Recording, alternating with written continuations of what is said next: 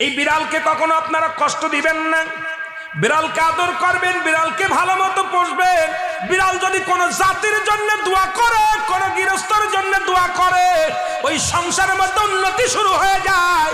ওই সংসারের মধ্যে আর এক নাম্বার হলো, যে ঘরে বিড়াল থাকে সেই ঘরে জিন আসতে পারে না, জিন বাস করতে পারে না।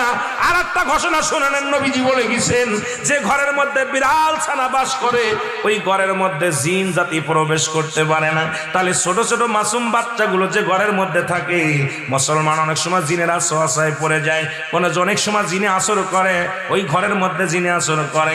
যে ঘরের মধ্যে বিড়ালকে আদর করে বিড়াল থাকে, ওই ঘরের মধ্যে বিলাই বিড়াল বিড়াল বিলাই বিলাই, এইটা যার ঘরের মধ্যে আছে এই ঘরের মধ্যে দুষ্ট জিনেরা আসতে পারে না। জোরে জোরে চিল্লায় বলা যাবে না মারহাবা।